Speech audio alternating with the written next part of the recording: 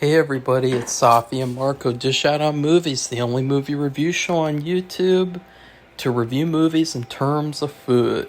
It's just Marco here once again, and I am here today to review Woody Allen's Crimes and Misdemeanors. This is my second movie in my 5 or 6 movie Woody Allen week, and I'm doing it without Safi. Safi is just watching Monk episodes every day.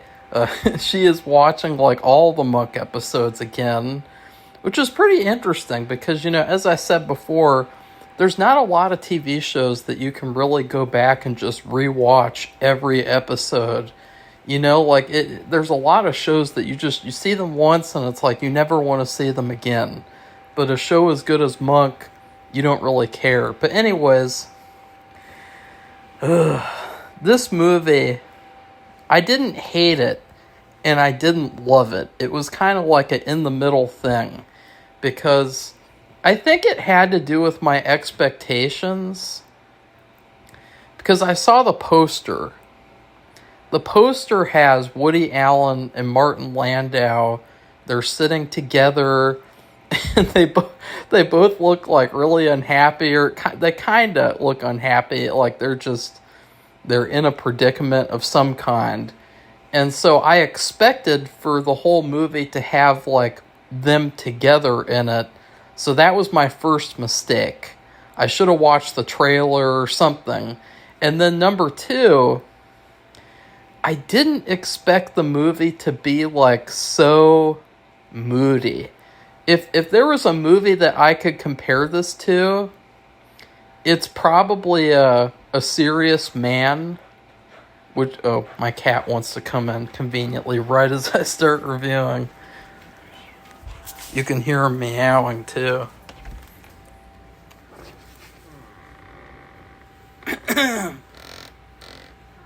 Get in. You can't really hear him, but he's just like looking around and waiting for me to be like, get in here. But yeah, A Serious Man, to me, is a very similar movie in that it's very moody, it's very kind of depressing on and off, and it's like a real character study, and it has all of these moral dilemmas and moral questions, and that's not to say that it's a bad thing, it's just that this is what that reminded me of. Like, it totally reminded me of A Serious Man, except this was a lot better than that. That was a really bad Coen Brothers movie. But, yeah, this movie, apparently, and this is something else I wish that I would have known, because if you don't know, it really takes you by surprise. And I think that's what happened with this movie, is that it took me by surprise. Apparently, he made this movie as a response to Hannah and Her Sisters, because that movie ends on such a sweet, heartwarming, comforting, happy ending, and this movie ends on like a dark, depressing, just horrible ending. And just the whole movie, it's kind of like getting scolded for 2 hours. It's kind of like Woody Allen like pointing his finger down at you as the audience and just scolding you for 2 hours. And that's kind of like the experience that I had watching it. And like, I was really excited at first. I thought like, okay, is he going to make like his own like Hitchcock type of movie? Like, is there going to be some Hitchcock style suspense? Oh no. And that's one thing that I'll say about Woody Allen, is that it seems like he doesn't want to step out of his comfort zone, and he doesn't want to step out of his formula. Because instead of like getting into the murder, because there is a murder in this movie, and that is basically the big conflict, the big plot, is it's all about Martin Landau.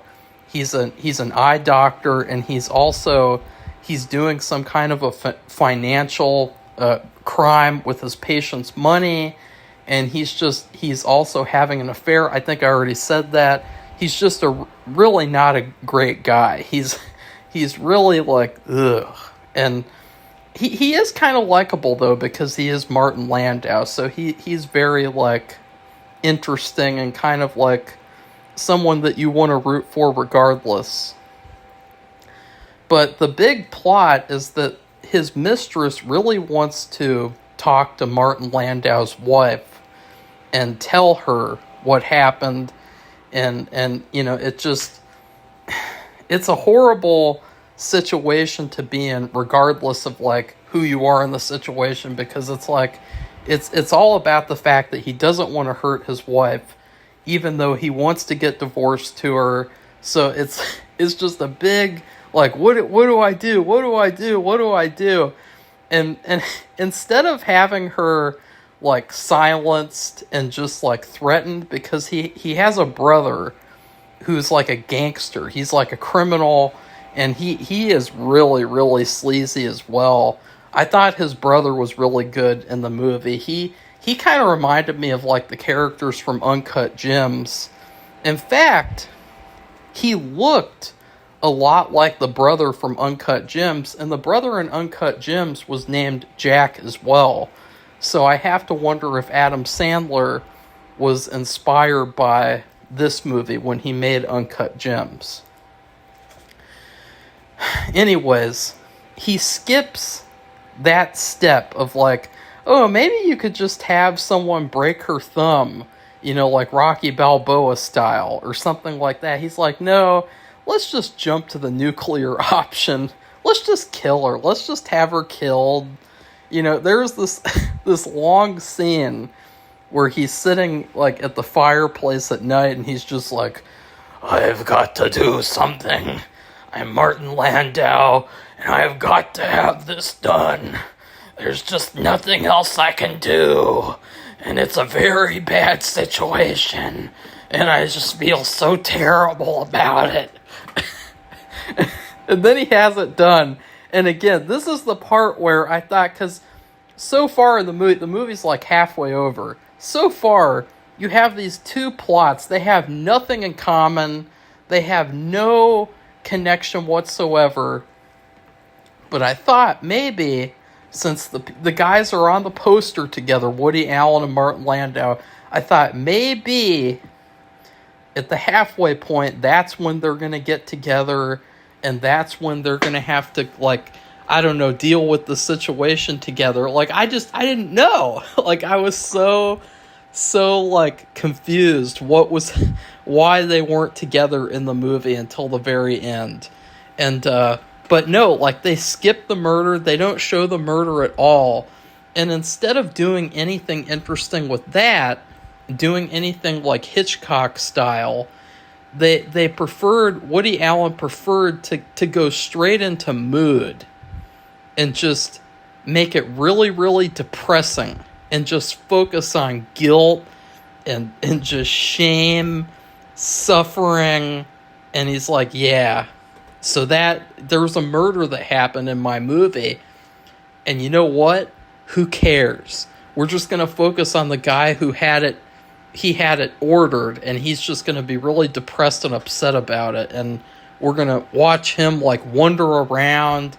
He's going to visit his old house and have a hallucination that, you know, he's at a childhood family dinner, and his dad is talking about, you know, how God punishes people, and, you know, the Bible, all that stuff.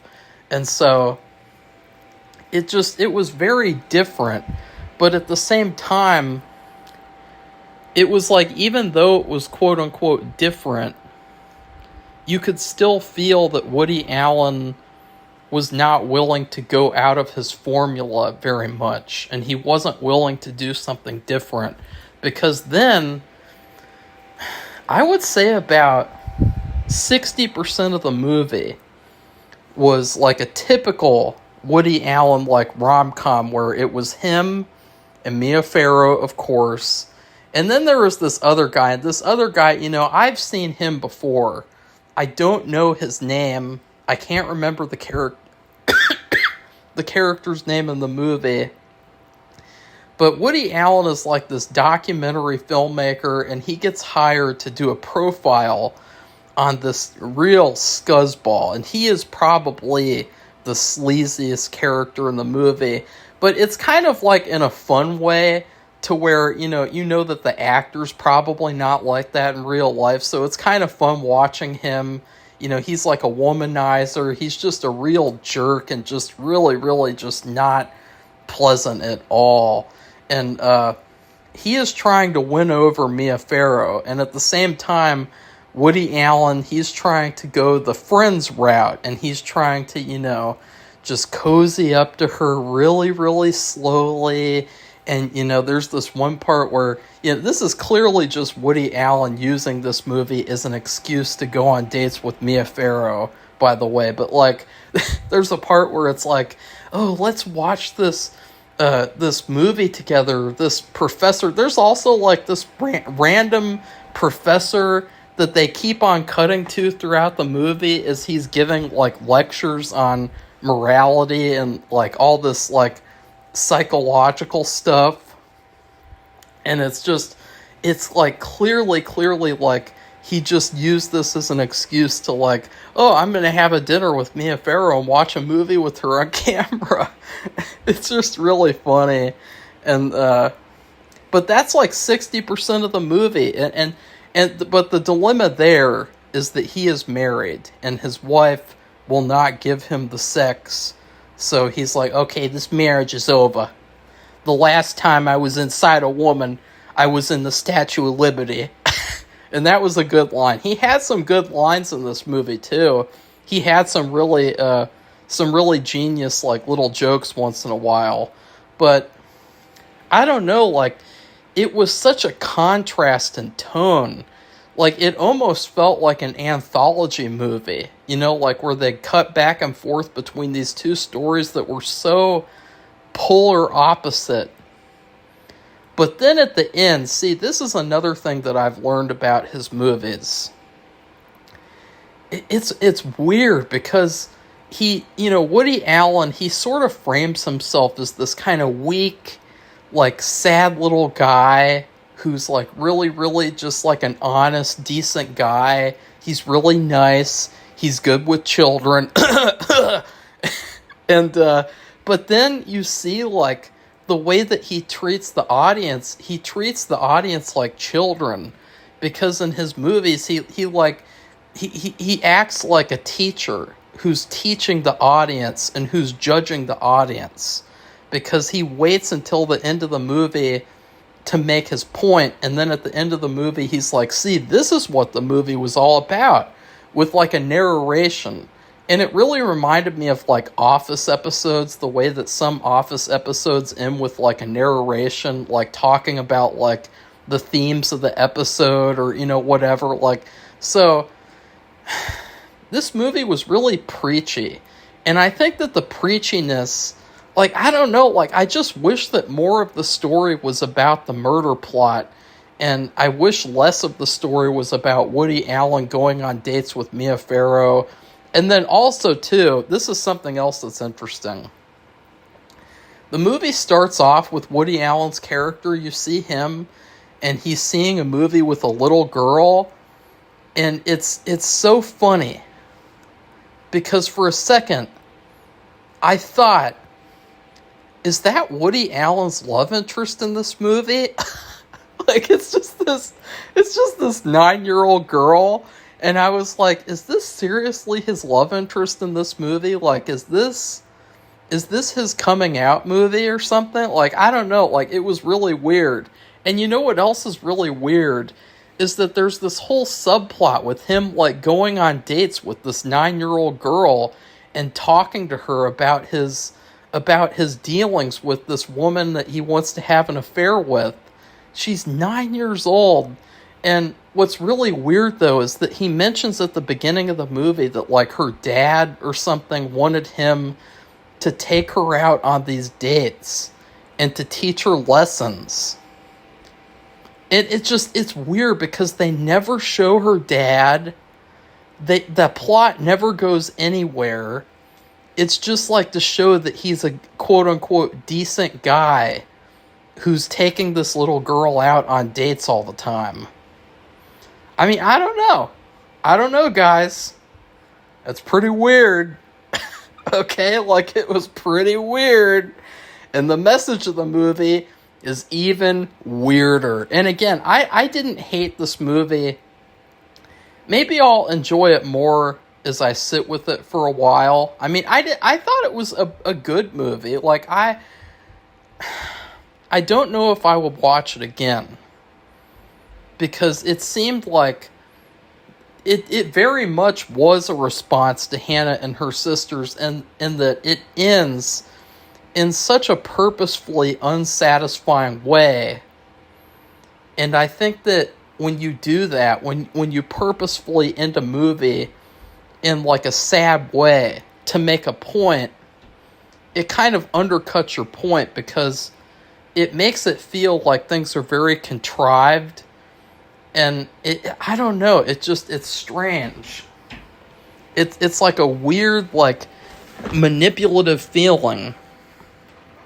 But maybe you could argue that hammers the point even more. I don't know. But the point of the movie, because what happens with Woody Allen's character is that Mia Farrow, she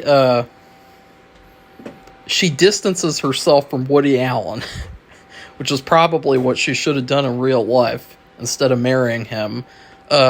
She distances herself from him, and then she ends up hooking up with the sleazeball actor guy, the big-time, successful, rich, womanizer douchebag. And so it's just a very, very depressing ending. Because on one hand, you had this innocent woman who was murdered for nothing. You know, she was murdered and just thrown away like trash. And at the end of the movie, instead of everything going badly for Martin Landau, his life has completely turned around, and everything has gotten better for him, and he's in such a better place than he was at the beginning of the movie. And so it's just really depressing and creepy, because you know that happens in real life. People commit crimes, they have a murder committed, and then instead of going to prison, they end up moving on with their lives like nothing happened. And then on the other hand, you have Woody Allen, who, you know, the love of his life, she is now going to get married to someone else. And then he is divorced, so he is just sad and alone. And so he tries to tie everything up at the end of the movie by having, you know, the two main characters like meet and they talk to each other in a scene. And I did kind of like that. I just wish that he wouldn't have put that on the poster, because I feel like it gave the wrong impression that they were in the whole movie together. So the whole movie, I was kind of waiting for them to meet and to start talking and to start interacting, and it never happened until the very, very, very end. And I didn't like all the preaching. There were so many random moments in the movie where they cut to the professor talking, lecturing, or they cut to the dad lecturing. They had this whole voiceover at the end that was like a lecture on, like, oh, you see, what happens is that, you know, you could argue that the murder that Martin Landau committed is perfectly okay, because everyone ended off in such a better place. Whereas with Woody Allen, he didn't do anything wrong, and he still ended up unhappy and alone at the end. So it's this weird, like, philosophical question, because you could apply that to something that Woody Allen has been accused of. And you could say that this movie shows that maybe his mentality is that even though he might have done allegedly what he did, since he got away with it, he should just move on and not care about it. And it's really, really gross, to be honest, like, thinking about it in that way. And then you think about people like Roman Polanski and what he did to his wife, and then what he did to, you know, that teenage girl, and you just think, like, Hollywood is a sick place with sick people. And, for all that Woody Allen might have done, allegedly, he accidentally kind of exposed that in this movie. Like, he showed Hollywood and the people in Hollywood for what they're really like. Because even at the end of the movie, the guy that Mia Farrow got with, he's still kind of like, you can tell that he's a player. And that he's probably, because he's like flirting it up with Woody Allen's former wife. He's a player. So it's very, very like dark, depressing, unhappy. Like, I'm glad that I didn't finish the movie at night, because I would have gone to sleep unhappy. And, that's the thing about watching movies to do, like, movie reviews, is that, like, if you watch a movie at a particular time, it can really inform on other things that you do. Like, it can kind of set the mood. Like, if you listen to, like, a sad song before you go to sleep, it might make you dream a certain thing. And so what I'm saying, though, is that, like, I hope that I can just bounce back from the depression that I feel from watching this movie today, because it just I just didn't expect this. I kind of like it in a way, like, because, like, sometimes I'll have a real, like, adverse reaction to a movie, and then a couple of days later I'll kind of look back and be really, like, happy about that. Or, I'll kind of, like, be like, wow, that movie had balls. Like, one movie that kind of would apply to that would be Welcome Home, Roxy Carmichael, which was another movie that really showed how horrible people in Hollywood really are. And, the whole movie is teasing that, Roxy Carmichael comes home, this big actress, and at the end of the movie, she doesn't show up, and she flakes on the entire town that devoted a whole day to her, and it's really depressing. But, looking back now, I think the movie's a piece of shit. But at the time, I was kind of like, you know what, like, that movie had balls to just say, like, no, we're not going to have her show up. And they never showed her face. We never got to hear her talk the whole movie. So it was kind of like a weird, just like interesting like idea. But like this movie, I would just say, to summarize, I wish that it was more of a Hitchcock movie. We didn't really get to have like any satisfying moments where we got to see like a bad character get their due. Except for there is a part where Woody Allen shows the sleazeball the documentary footage that he's edited of him. And it's really funny the way that he edited it. And he secretly filmed him at certain times. And that is kind of funny. But I wish there was like a satisfying part where like someone got their due. But I guess that's the point of the movie, is that didn't happen. So, whatever. It just... I couldn't imagine owning this movie either. Like, I definitely would pick up a copy of Hannah and Her Sisters, but there's no way that I would pick up a copy of this movie. I might rent it again in the future sometime. I don't know when, but sometime. And I don't know, like, I just felt kind of sick watching this movie, because I just felt really bad for the woman who got killed, the mistress. Like, she didn't do anything wrong. She was just like in a bad situation, and she was really, emotional, and she was really like in distress. And yeah, it was just terrible. In terms of food, this movie is kind of like a really dark chocolate. A lot of people, they really love dark chocolate. they'll get like dark chocolate bars that are like 80 something percent chocolate, which means that it tastes terrible. But then some people will point and say, well, that's the point, is that it's healthier, it doesn't have as much sugar, it has more nutritional value.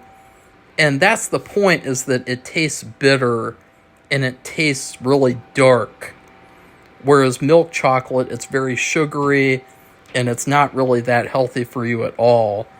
So, you know, but that's what this movie's like. It's like a bar of dark chocolate.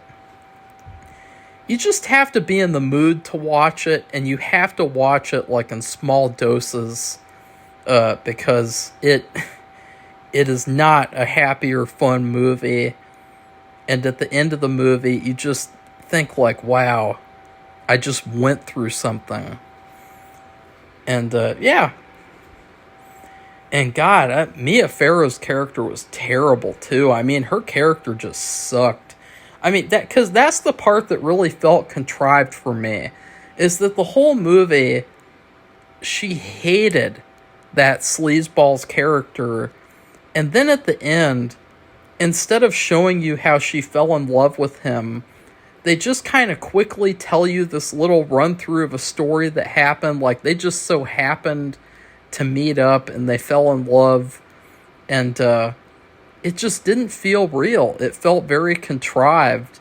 And it almost felt like a reversal of Hannah and her sisters, the way that Woody Allen just so happened to run into Holly at the end of that movie, and then they fell in love, and they ended up happy together. It almost felt like the other side of that. Like, what if there was another guy who wanted to get with Holly, and you get to see his perspective?